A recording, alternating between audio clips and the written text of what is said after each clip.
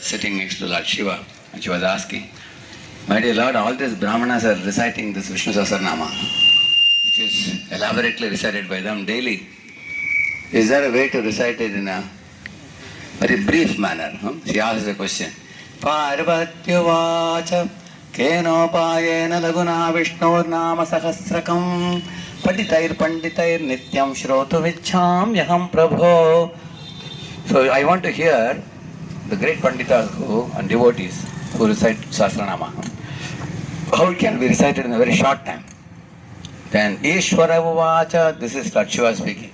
Shri Rama Rama Rameti Rame Rame Manorame Sahasranama Tattulyam Rama Nama Varanane. He says, Hey Rame Rame Manorame. He is saying, oh Devi, he is playing with the word Rama. Rama is actually his own consort. Hey Rame, one who is beautiful, Parvati, is saying, it's very easy to recite the whole Sahasranama by reciting the name of Rama 3 times. Shri Rama Rama Ram. 3 times if you recite, it is equivalent to reciting whole Sahasranama.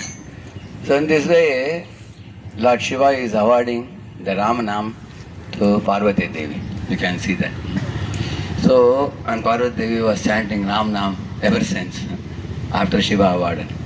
One time one of her main duty is, she is the jailkeeper of the material world. Here also is written Calcutta police. So she is the jailkeeper of the whole material world. So therefore she is supposed to test the Qaidis before they can be released outside, whether they have become completely free from all kinds of mischievous tendencies, criminal tendencies. Only then they can be released. So to that effect, she is supposed to test everybody, not that she wants us to fall down.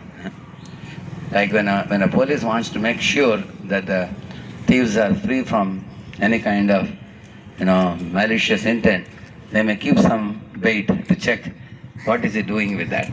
Correct, no?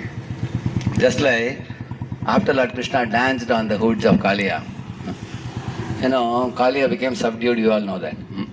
Then he told Lord Krishna that now that you have released me from your, thundering, jump over my head, and now that you have repaired all my cracks in my, jaws and head, now I feel completely relieved and happy. So I want to render some service to you by decorating yourself very beautifully.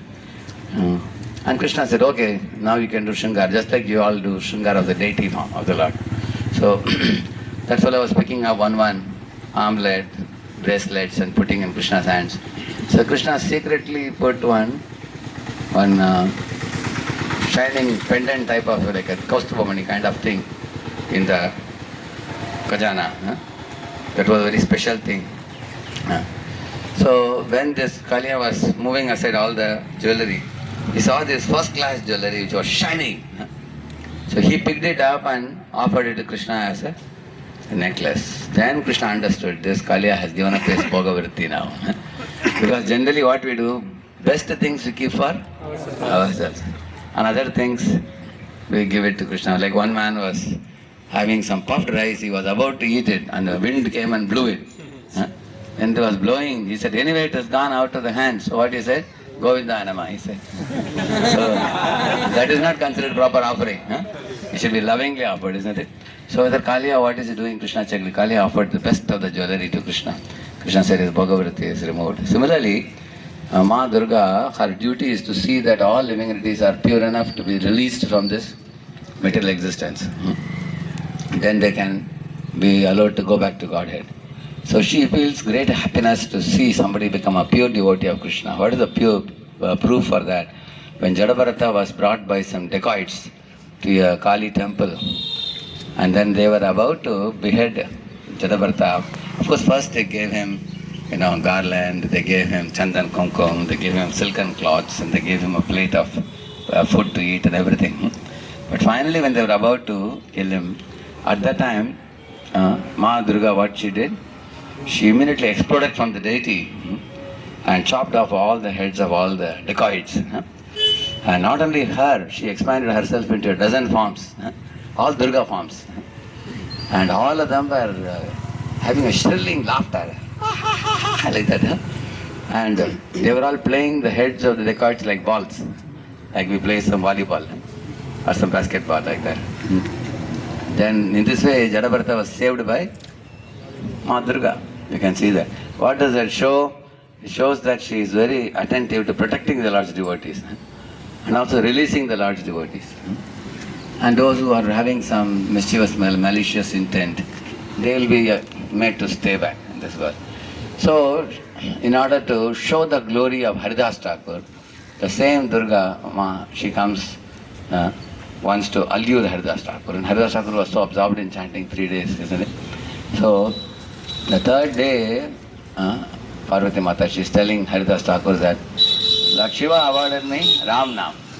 But by associating with you, now I have received Krishna Nam. So Ram Nam awards moksha from this world, but Krishna Nam awards prema for the Supreme Lord. So I am very grateful to you, and she accepted the holy name and she went from there. So this goes to show many things. One lesson we learn from this is the power of Haridas Thakur's pure chanting. That imagine if any ordinary girl comes and allures a boy in this world, they can easily fall down. And here is the most personified beauty of the entire material existence, Durga Ma. She herself is coming, and he was not allured. He was purely chanting. That's one thing we learn. Another lesson we learn is, Ma Durga, although she is the personified material energy, she is always seeking advice from Lord Shiva. She is seeking advice from Lord Shiva. Then she got the Ram Nam from him. And now here she was appreciating the association with Krishna's pure devotees, like Haridas Thakur. You can see like that. This is another lesson we can learn. Also, when Lord Krishna appears in this world, before appearing, he called his Yogamaya potency. In the spiritual world, we call her Yogamaya. In the material world, we call her as Mahamaya, isn't it? So Yogamaya and Mahamaya, are they same or different? They are same. In the spiritual world she is called Yogamaya. In the material world she is called Mahamaya. So Mahamaya is actually an extension of the Yogamaya only.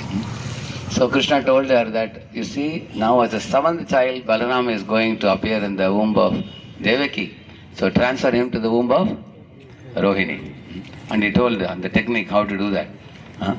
So she, with her folded palms, bowed her head and said, Om. She said, Om means? There are 1,000 meanings for the word Om. One of the meanings is, I agree to your order. Then she circumambulated Krishna 3 times and offered obeisances. And then she went, precisely she did that. She transferred Balaram from the womb of Devaki to womb of Rohini. And then Krishna told her, you and me will be born as twins in the home of Yashoda in Nanda Gokula. You will be my sister, I will be your brother, and we both will be born like this. And then later on, Vasudev will bring my Vasudev Krishna. And then when he comes to our home, he will see only one child. Who? He will only see you. He will not see me because I am what Krishna there? Vrindavan Krishna. Whereas what he is bringing is what Krishna? What is the difference? Vasudeva Krishna has 4 hands. Vrindavan Krishna has 2 hands. He plays on his flute. So as soon as he puts the Vasudeva Krishna on the bed of Yashoda and he will take you away, don't get frightened. Why is he taking you? Because you have one more important work to do. You go with him and then when he will take you to Kamsa, at that time you can display your Durga form. Kamsa and tell him, you fool, the 8th child which was supposed to kill you is already born elsewhere. After that you can vanish. So all this procedure Krishna told her. So when Vasudeva put that 400 form of Krishna there, and then he took Devi away, after that this 400 form of Krishna merged in the 200 form of Krishna, because Vrindavan Krishna is original. So in this way you can see Krishna has lot of dealings with Devi. In the Brahma Samhita, Brahma is saying, Srishtistite pralaya sadhana shakti rekha chaye vayasya bhuvanani vibhatti durga ichchanarupam api yasya cha cheshtate sa govindamadi purusham tamaham bhajami. Here it is said Durga takes part in all the 3, Srishti, Sthiti and Pralaya. In the Srishti Kal, when Vishnu glances at Durga and hands over the jivas to her, at that time the glance is the Shambhu. The Shambhu is the medium between Vishnu and Devi. Because Shambhu is the husband of Devi, Durga Devi. And he's a shadow expansion of the Lord. He is like the milk and curd, isn't it? So Vishnu hands over to Shiva and Shiva hands over the jivas to whom? Devi. You have seen the picture? Devi with folded palms and Mahavishnu lying like this, correct? No? So that means she is taking part in Srishti. And then in the Sthiti, right now she is taking part. How do you know? See all these trees, plants, grains, fruits, cereals, flowers, everything that is developing, and also all this gold, silver, diamond and all the minerals developing in this nature. Correct? No? And all this is material energy which is coming from Durga only. So in this way she supplies all the goods necessary for the living entities to live on the surface of the globe. Correct? No? Like without eating we cannot live. So she is a material, and even our body is made up of elements given by Durga. What is it? Actually, the Pradhan is given by, so Supreme Lord has eternally kept Pradhan. But it's the Panchamahabhut which we have, it is Durga who is in charge of it. And then she takes, so we are all in the womb of Durga, correct? The soul is inside the womb of Durga now. That is what Prabhupada says in the 14.4 verse. Tasam, what is that famous verse? Sarvayonishu kaunteya murtayasam bhavanti yaha tasam brahma mahadyonir aham bija pradaha pita. Krishna says the 8.4 million species of life are created with this Panchamahabhut. And that is brought about by the union of Shiva and Parvati. Therefore, the Aham Bija Pradapita, Krishna, what he says, Prabhupada writes in one of his lectures, he says that is Shiva, it's not Krishna. Because Shiva and Parvati are the mother and father of material existence. And Radha and Krishna, Lakshmi Narayan, Sitaram are the mother and father of spiritual existence. So for the soul, he is part and parcel of Krishna. This material body, which we have here, is a part and parcel of Shiva and Parvati. Like the Prabhupada explains. So, which means she takes also part in maintenance of this world. Correct? And then ultimately there is a Srishti Sthiti Pralaya. When does she do Pralaya? When lot of living entities are doing abortion and killing of the cows in millions. 80 billion animals are killed every year. How many? 80 billion. You can go and check in the Google. 80 billion. Actually human population only is 8 billion. If you take every human is eating, that means in 1 year, no? 8 billion people are eating how much? 80 billion animals, birds and everything. You can see that. So then Durga is wondering, my Lord, 95% of the jivas are sinful here in this world. So they have to be given punishment, treatment, and it will be too much headache for me to deal with everybody. So what she does? Creates wars, creates aeroplane accidents. She creates like that. So that's called mass karma, we call it. Or epidemic, like corona. Corona epidemic, big wars, world wars, or this kind of mass accidents, floods, all these things. She, completely sweeps out 5,000, 10,000, 20,000 lakhs, like that she. So therefore she also take part in Pralaya also. That's why it is said, Srishti Sthiti Pralaya Sadhana Shakti Rekha. But how does she do it? Chayeva Yasya Bhuvanani Vivarti Durga. It is said. She is like a shadow potency of Krishna. So like if you keep your finger like this and move, if the light is present here, this will look like a deer on the wall. You have seen that? So the shadow moves exactly as the hand moves. Like that, when Krishna orders, accordingly she acts. That's the way she responds. Therefore, two things about Durga is, one is she always acts as submissive, subordinate to Krishna, and she also always makes sure that Lord is pleased by her actions. These two prerogatives of Durga, you will see that. Therefore she is called as a Shakti, and Lord Krishna is Shaktiman.